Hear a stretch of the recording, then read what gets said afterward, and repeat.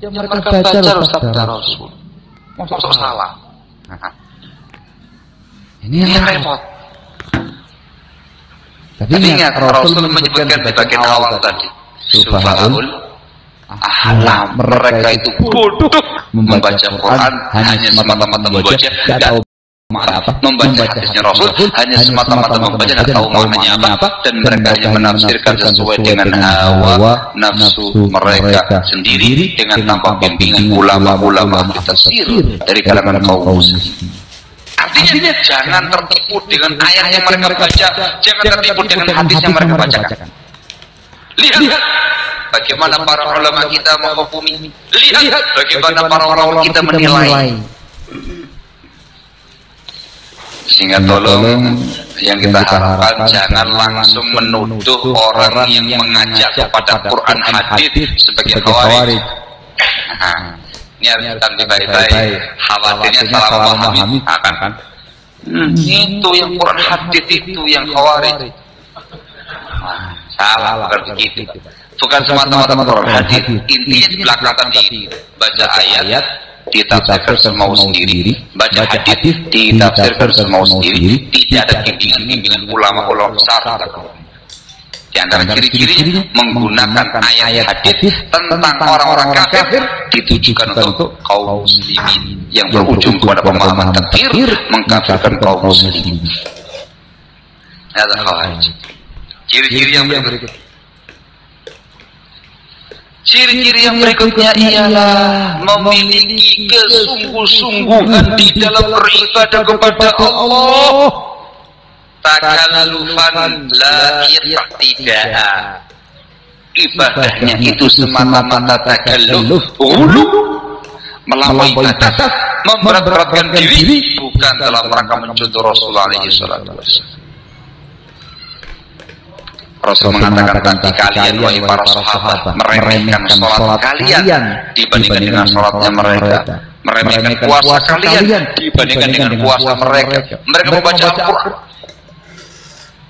sholatnya sahabat saja kalah, apalagi kita. Puasanya sahabat saja kalah, apalagi kita. Kita itu sholatnya apa-apa, orang awam-awam. Sholatnya nggak ada yang genah, nggak ada yang sungguh-sungguh. Puasa juga nggak ada yang sungguh-sungguh. Mereka jago sholat, jago puasa, jago baca Quran. Tapi kata para ulama, ibadah mereka hulu melampaui batas yang disyariatkan dan bukan dalam rangka contoh Rasul alaihi wasallam, tapi riyaan dalam rangka riya supaya dikatakan sebagai ahli ibadah. Dalil yang paling mantap, kisah laki-laki tadi yang sedang sholat, yang mau dibunuh sama Umar karena nggak jadi, sama Umar nggak jadi, sama Ali keburu pergi. Tadi Rasul mengatakan di awalnya, ketika kamu muncul tadi, apa kamu merasa yang paling afdal di antara kami? Jawabannya apa? Iya. Meremehkan yang lain, merasa dirinya paling ahli ibadah, sehingga muncul ujub bangga diri, riya dalam ibadah dia kepada Allah Azza wa Jalla. Ini pun disampaikan Rasulullah SAW untuk tanbih, kalian jangan tertipu dengan ibadah mereka, jangan tertipu dengan puasa mereka, jangan tertipu dengan sholatnya mereka, jangan tertipu dengan baca Qurannya mereka, jangan tertipu dengan sorbannya mereka, jangan tertipu dengan menambahnya mereka. Tapi ingat pemahaman mereka, takfir, mengkafirkan penguasa muslim, mengkafirkan kaum muslimin, menghalalkan darah kaum muslimin. Itu yang paling penting. Penampilan zahir jangan tersilaukan. Sekaligus menerangkan kepada kita kaum muslimin rahimahumullah, orang-orang khawarij itu militan, bukan orang abangan. Ini harus dilakukan baik-baik, terutama pihak penguasa. Mereka bukan orang abangan, tapi orang militan. Sehingga susah untuk membongkar pemahaman mereka, susah untuk mencongkel pemahaman mereka dari benar-benar. Kenapa? Sudah terpatri dalam jiwa yang paling dalam, merasuk dalam aliran darah mereka, dalam tubuh mereka. Kuat, rela untuk dibeginikan, dibegitukan, kencang dikatakan mereka orang militan, bukan orang ambang. Doktrinnya pun juga militan, bukan doktrin ambang. Tapi ingat, jangan tertipu dengan ini. Ini pun juga harus sampaikan baik-baik. Jangan kemudian langsung menuduh orang yang sholat khawarij. Tuh, lah masuk nggak kita orang ini, Pak. Orang yang senang puasa khawarij, orang yang ahli baca Quran itu khawarij, yang khatam Quran satu hari itu khawarij. Bukan itu yang jadi pembahasan. Rasul menyebutkan untuk diwaspadai, jangan terkecoh dengan penampilan zahirnya, tapi ingat baik-baik pemahaman yang ada pada pikiran mereka. Pemahaman mengkafirkan penguasa muslimin, mengkafirkan kaum muslimin, memberontak kaum muslimin dan penguasa mereka. Ciri-ciri yang berikutnya, ciri-ciri yang berikutnya disebutkan dalam sebagian riwayat. Ketika para sahabat radhiyallahu anhum ajma'in bertanya kepada Rasulullah SAW, "Ya Rasulullah, ma simahum?" Apa ciri-ciri mereka kaum Khawarij itu? Maka Rasulullah SAW mengatakan, at-tahliq, gundul. Tenang.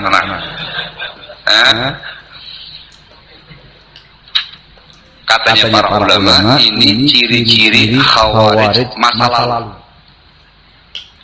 Dan sempat terjadi hal itu pada masa Umar bin Khattab radhiyallahu ta'ala anhu wa ardhah, ketika pada kasusnya Sabir bin Aisil al-Muradi, yang ketika dihukum oleh sahabat Umar, dipukul kepalanya, survanya jatuh, gundul. Kalau seandainya saya tadi tahu kamu gundul tak penggal. Katanya Umar seorang penguasa, khalifah kita ini. Gundul itu katanya para ulama, sekali lagi tolong dengarkan baik-baik, itu ciri-ciri Khawarij pada masa lalu. Al-Khawarij al-Qudma, Khawarij masa lalu itu ciri-cirinya gundul. Apakah semata-mata gundul? Jawabannya tidak. Kata mereka, at-tahliqu daiman wala hajata ilaih. Selalu gundul, padahal tidak ada pentingnya, tidak ada keperluan dia untuk gundul. Gundul ya? Bukan potong pendek, bukan. Gundul. Dalam Islam, kalau orang itu tidak sedang manasik, biasa kayak gitu, lebih afdal untuk punya rambut.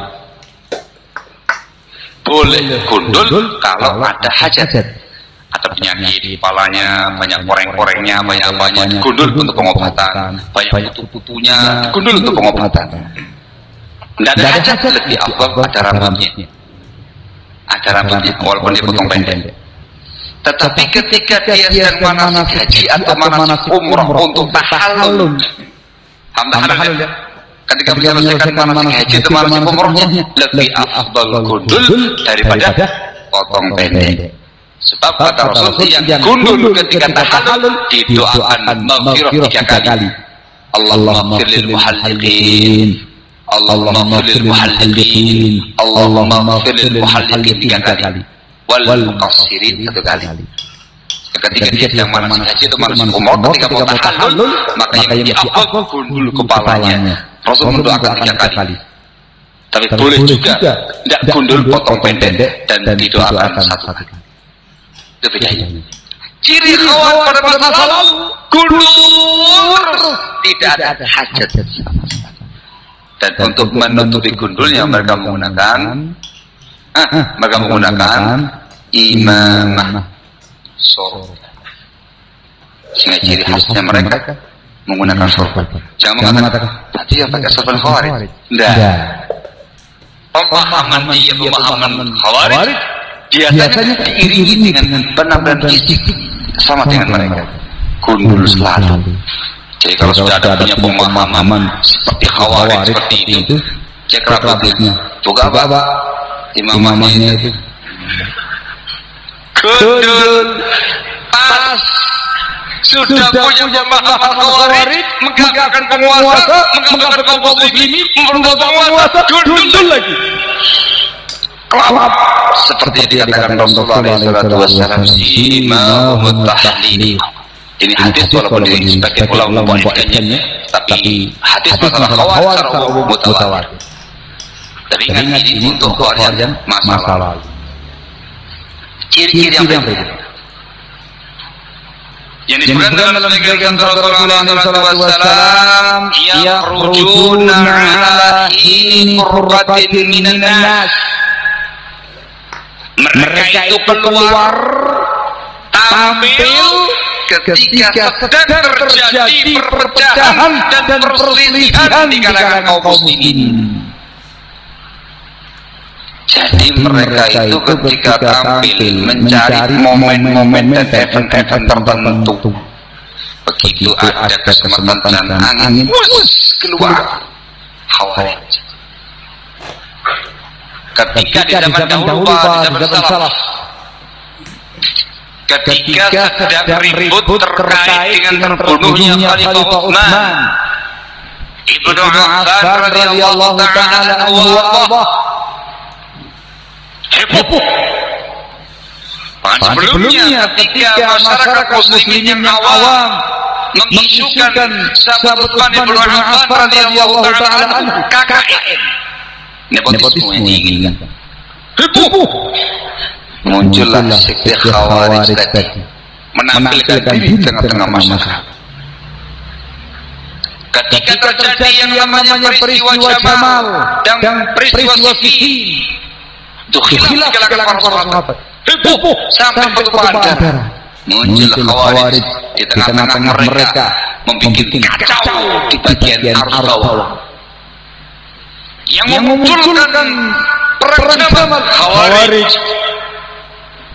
yang memicu terjadinya perang Siffin Khawarij. Antum baca sejarahnya dalam kitab Al-Bidayah wa Nihayah karya Ibnu Katsir rahimahullah, diungkap oleh para ulama peristiwa berdarah yang ada di zaman salaf itu yang bergerak arus bawah kaum Khawarij. Ketika para sahabat mulai paham dan mereka berusaha untuk mengadakan perjanjian damai, perdamaian di kalangan kaum muslimin yang menggagalkan perdamaian tadi, kaum Khawarij mengkafirkan Ali bin Abi Thalib, mengkafirkan Muawiyah bin Sufyan, mengkafirkan Amr bin Auf, tiga tokoh sentral sahabat yang mengadakan perdamaian ketika ini, dikafirkan semua mereka.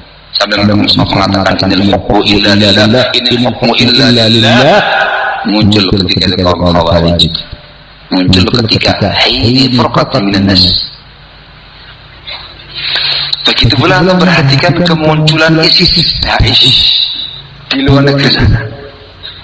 Ketika negara-negara Arab lagi heboh dengan berbagai macam peristiwa dan kejadian di sana, yang ini penggulingan, yang ini penggulingan, yang ini dewa segala macamnya di berbagai macam daerah di sana, negara di sana. Tiba-tiba muncul yang namanya Daesh, Daulah Irak, muncul ala aini furqatin minan nas, sehingga munculnya menunggu event tertentu, momen tertentu. Ini ciri-ciri yang disebutkan Rasulullah SAW. Yang lebih kentara lagi, ciri-ciri yang berikutnya yang dikatakan Rasulullah SAW, yaqtuluna ahlal Islam wa yad'una ahlal awthan. Mereka itu membunuh kaum muslimin dan membiarkan para penyembah berhala, membiarkan orang-orang kafir.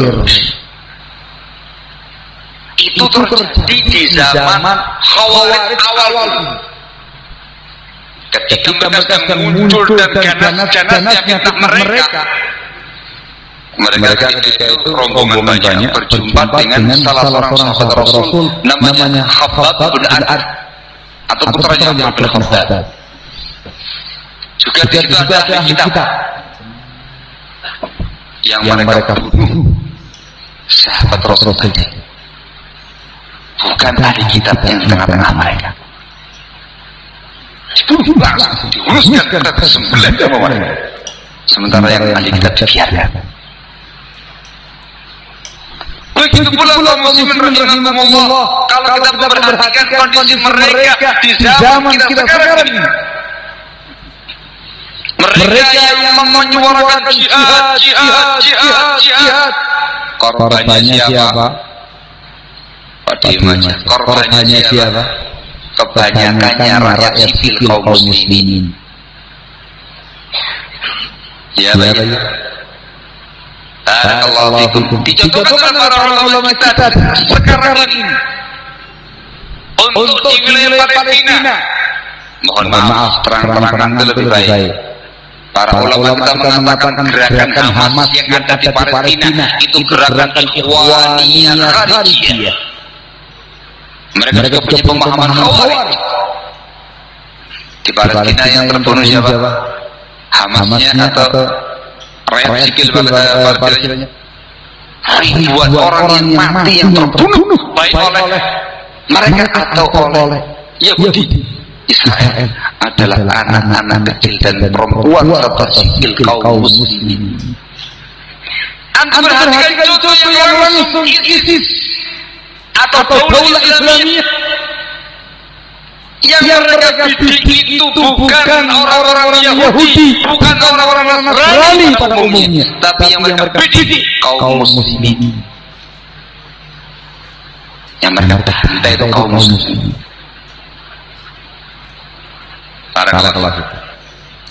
Al-Hafidh Al-Imam Ibnu Katsir rahimahullah yang punya tafsir Ibnu Katsir di dalam kitab beliau Al-Bidayah wan Nihayah, ketika beliau menjelaskan tentang orang-orang Khawarij ini pada masa beliau, dan kebetulan Ibnu Katsir dari Syam, Damaskus, seolah-olah beliau itu ada di zaman kita sekarang ini.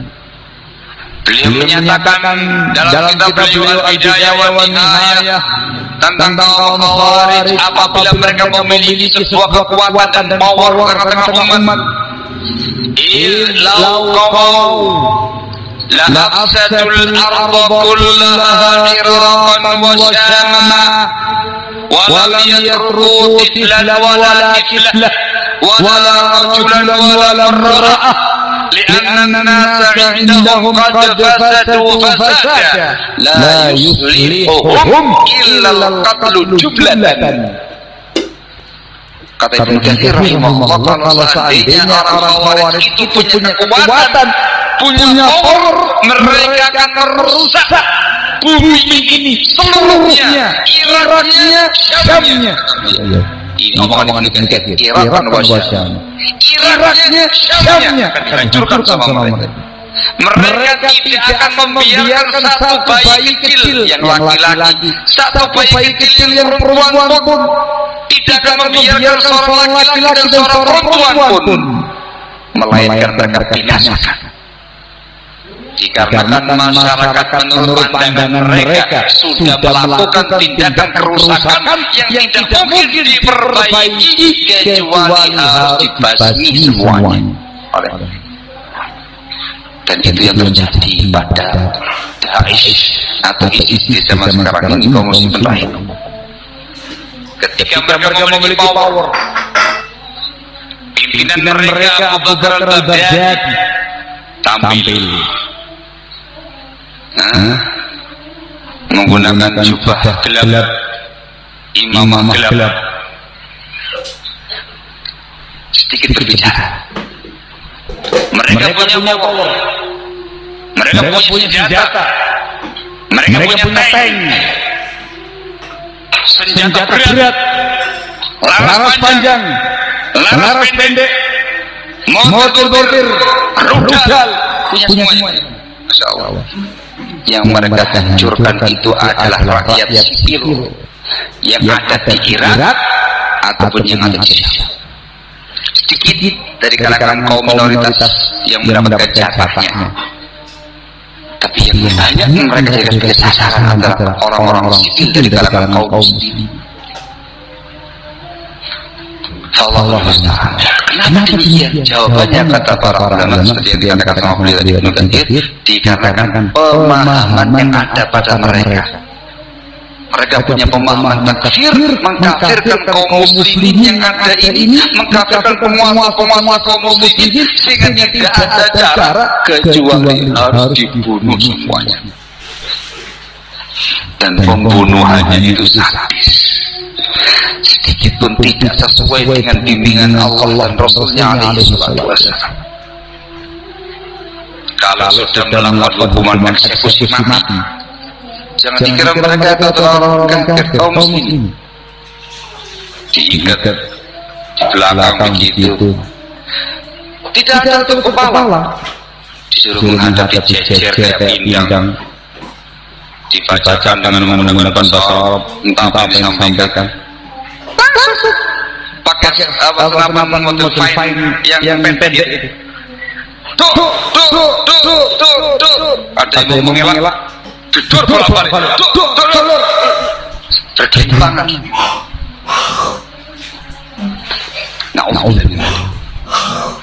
Itu ada nampak, lihat langsung di YouTube. Ada yang kemudian dieksekusi di pinggir sungai, tembak, lempar sungai. Apa kamu kira mereka adalah kaum kufar? La, muslimin. Sadar. Mau melaksanakan kata mereka bimbingan Rasul, potong tangan. Itu bukan potong tangan, Pak, tapi merpul tangan. Tangannya kemudian dipukul-pukul sama pisau dan potong pendek. Jadi kayak bapak motong tulang kambing gitu loh, Pak. Potong begitu. La haula wala quwwata illa billah. Sedikit pun tidak ada bimbingan Rasul yang demikian sadis kejam. Kalau eksekusi yang benar yang dilakukan dalam bimbingan Islam, kalau betul-betul dia sebagai pencuri yang layak potong tangan, itu lengkap. Tim medis siap. Kemudian sebuah tempat atau namanya cairan apa yang digunakan untuk segera menghentikan darahnya siap. Dan begitu ditarik ujung pergelangan tangannya sampai terpisah antara tulang-tulang yang ada itu, langsung dipotong. Lepas langsung dilakukan cairan tadi supaya darahnya jangan sampai habis. Langsung dipotong medis. Ada rahmah. Ini tidak potong-potong kayak tulang kambing itu.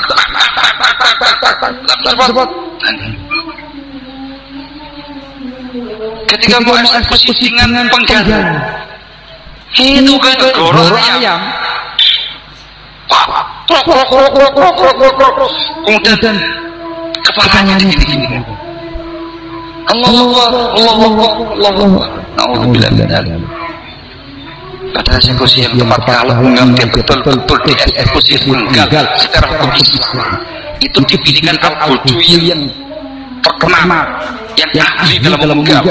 Kemudian pisaunya parangnya sangat aja, dikasih kurung kepalanya dan disiapkan ke medis. Dan sekali ayun langsung tugel, bukan digorong. Sekali ayun kepalanya langsung cepat matinya, tidak merasakan apapun orang pergi. Itu rahmatnya Islam. Mereka ini Allah musta'an la haula wala quwwata illa billah. Hakadha khawarij. Kalau mereka punya kekuatan yang disikat itu bukan orang-orang kafirnya ini. Yang mereka hancurkan itu ialah kaum muslimin. Itu sabdanya Rasul alaihi wasallam yang nyata terjadi. Yaqtuluna ahlal Islam wa yad'una ahlal awthan. Mereka membunuh kaum muslimin dan membiarkan orang-orang kafir.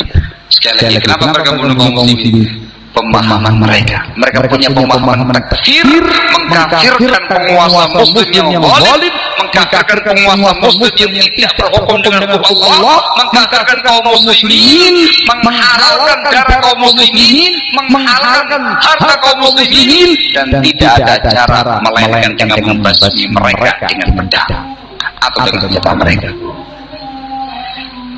Asy-Syaikh Al-'Allamah Dr. Rabi' bin Hadi Al-Madkhali hafizahullah juga menjelaskan Kalau orang-orang Khawarij memiliki sebuah daulah, beliau mengatakan ala taral Khawarij ma yuqimuna daulatan illa wa tanharifu ab'ada ma yakunu al-Islam. Apakah kamu menyaksikan orang-orang Khawarij itu? Tidaklah mereka mendirikan sebuah daulah, melainkan pasti lebih menyimpang dari Islam dari sebelumnya. Semakin mereka punya kekuatan, punya power, semakin menyimpang daripada yang sebelumnya. Al-an madrasatul Khawarij mawjudah fi Oman. Mada biha? Ini masih ucapan Syekh Rabi' bin Hadi. Sekarang ini madrasah Khawarij di negara Oman, Muscat. Apa yang dalamnya? Penyimpangan semuanya. Wa daulatul Khawarij mawjudah di Sudan. Mada tajidu fiha? Daulah Khawarij di wilayah Sudan diaplikasikan. Lihat apa yang kamu dapat di sana. Penyimpangan dari Islam, mencoreng muka Islam, menggambarkan Islam itu agama yang radikal, agama yang keras, agama yang tidak punya kasih sayang sedikitpun.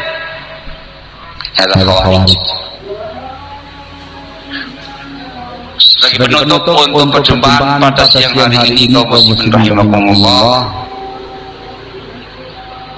saya sebutkan sedikit perbedaan antara Khawarij masa lalu dan Khawarij masa sekarang.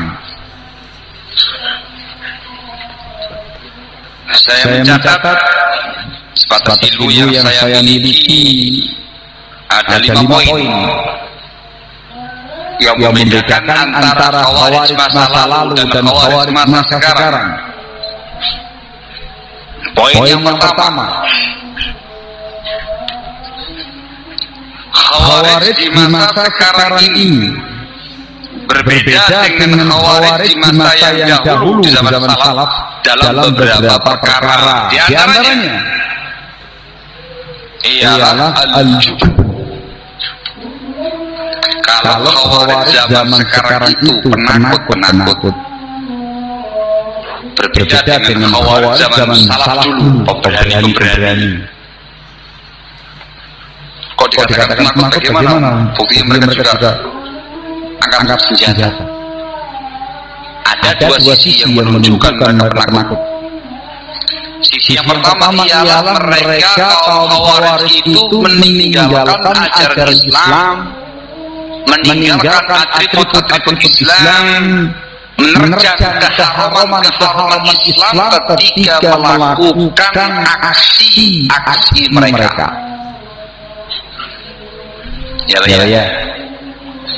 Ketika mereka hendak melakukan aksi bom bunuh diri, apakah mereka menggunakan atributnya, dengan imamahnya, dengan sorbannya, dengan jubahnya, dengan kebesarannya, dengan jenggotnya yang panjang? Jawabnya, coba diimajinkan jawabannya yang keras, terus terang. Jawabannya tidak. Baik yang di luar negeri sana ataupun yang di Indonesia ini. Haula'il qaum yusuna atba'ahum bi tarki ta'alim al-islami wa irtikab al-muharramat 'inda as-safar lidul gharb litanfidhi 'amaliyatihim. Ini di luar negeri sana yang menambah parahnya kondisi mereka. Tokoh-tokoh Khawarij itu memberikan wasiat kepada para pengikut mereka untuk meninggalkan bimbingan Islam, menegakkan keharaman agama ketika mereka pergi ke negara barat untuk melaksanakan aksi-aksi mereka. Demikian. Ketika mereka melancarkan aksi-aksi pengeboman, bom bari 1, bom bari 2, bom ini, bom itu, itu mereka meninggalkan semua bimbingan Islam. Dulunya mereka memiliki lidah yang panjang cukur, yang biasa menggunakan baju-baju keislaman, ditinggalkan semuanya, pakai pantolon, kaos biasa, kacamata dibeginikan, menggunakan ransel, datang ke tempat-tempat yang katanya mereka adalah orang kafir. Padahal hukumnya mereka itu adalah kaum muslimin awam, ataupun kalau mereka orang kafir, orang kafir zimmi, atau orang kafir musta'man yang dilarang dalam Islam untuk diketahui. Begitu sudah masuk ke target mereka yang diledakkan adalah kafe. Ya otomatis masuk kafe kan gitu ya. Nah mungkin masuk kafe menggunakan jubah, menggunakan sofa, menggunakan jenggot panjang, diketahui bapak salah alamat, bapak ini mau ke kafe atau ke masjid, tidak mungkin. Akhirnya dilepas. Jika cukur semuanya bagaimana mereka ada yang tahu, ya otomatis di kafe tadi ada musiknya, dengarkan musik dulu, di situ ada artisnya, disimak dulu, yang mungkin tahu begini-begini orang profesional. Dulu pesan dulu dan segala macamnya. Asal tidak ada yang tahu. Dia tinggalkan dulu dengan Islam. Dia terjun dulu keharaman agama. Lalu ketika dia pada tempat langsung dinyalakan. Yang mati dia sendiri. Allah Ustaz. Ada yang mati sedikit, ternyata yang mati bukan orang-orang kafir yang mereka juga orang-orang sipil. Allah itu menunjukkan apa? Katanya para ulama, penakutnya mereka. Kalau mereka itu berani tampilkan diri kamu sebagai sosok khawarij dengan atributnya kamu, supaya kamu semua tahu siapa kamu. Berani langsung. Kami khawarij. Wah ini kalau kita kan gampang, penguasa kan dengan itu tidak kan. Ya susahnya kan nyamar, tapi penyamarannya melanggar agama Allah saja. Tidak ada satu gerakan pun mereka aksi-aksi sifatnya anarkis, melainkan pasti meninggalkan diri Islam dan pasti menentang haram Islam terlebih dahulu. Penakut. Matinya bukan mati syahid, tapi mati sangit. Yang kedua, yang menunjukkan penakutnya mereka, katanya para ulama kita ialah istiqan ba'dihim fi bilad kufar atau fi bilad a'ajim atau ghairi. Sebagian mereka, tokoh-tokoh mereka itu tinggalnya di negara-negara kafir atau negara-negara ajam atau yang semisal itu. Bersama Bin Laden tinggalnya di Afghanistan. Abu Qatadah al-Falistini, Abu Hamzah al-Misri, tokoh-tokoh mereka luar negeri di Britania, Inggris tempat mereka tinggal. Umar bin Abdurrahman, tokoh jamaah Islamiyah di Mesir, tinggal di Amerika sebelumnya. Ayman al-Misri di Afghanistan, tinggal di negara kafir. Katanya para ulama, tokoh-tokoh mereka itu dalam menikmati dunia yang tenang, tinggal menyuruh anak buah mereka di lapangan untuk berbuat begini, bom ini. Akhirnya pengikut-pengikutnya itu ada yang ditangkap, disiksa di penjara, ada yang terbunuh, ada yang kocak-kacir, ada yang sembunyi-sembunyi, pagi tempat ini, sore tempat itu, besok di wilayah ini, lusa di wilayah tersebut. Tidak tenang kehidupannya, dikejar-kejar oleh dia penguasa kita kaum muslimin, sementara penguasa mereka negara-negara kafir ya tenang. Itu menandakan mereka itu penakut. Sesuatu yang tidak ada pada masa Khawarij zaman dahulu kala. Khawarij pada masa dahulu tampil langsung di markas besar di Arura, sehingga sebagai Al-Hurriyah jumlah ribuan orang siap perang. Jadi kalau bin Abbas radhiyallahu ta'ala anhu di alam mereka berhasil merujuk 2.000 orang kata sebagian riwayat, sisanya siap perang. Kami perang. sehingga terjadi perang yang sangat dikenal di kalangan para ulama yang disebut perang Nahrawan antara para sahabat yang dipimpin oleh Ali bin Abi Thalib radhiyallahu taala anhu wa ardah kaum muslimin bersama dengan beliau dengan sekte Khawarij disebut dengan perang Nahrawan. Jangan Khawarij perang dengan kalian. Centong. Kalau yang ini udah di negara Inggris minum yang ini penakut kalau yang dulu bukan berarti membolehkan mereka berpendidikan tidak, sama-sama salah, tapi ada perbedaan. Dulu orang yang berani, sekarang orang yang penakut. Wallahu a'lam bishawab. Ada poin yang berikutnya, kedua, ketiga, keempat dan kelima, dan setelahnya insyaallah akan kita kaji pada kesempatan pada zuhur nanti. Waktu tinggal sedikit untuk istirahat sebentar. Wallahu ta'ala a'lam bishawab. Subhanallah wa bihamdika asyhadu an la ilaha illa anta astaghfiruka wa atubu ilaik. Walhamdulillahirabbil alamin.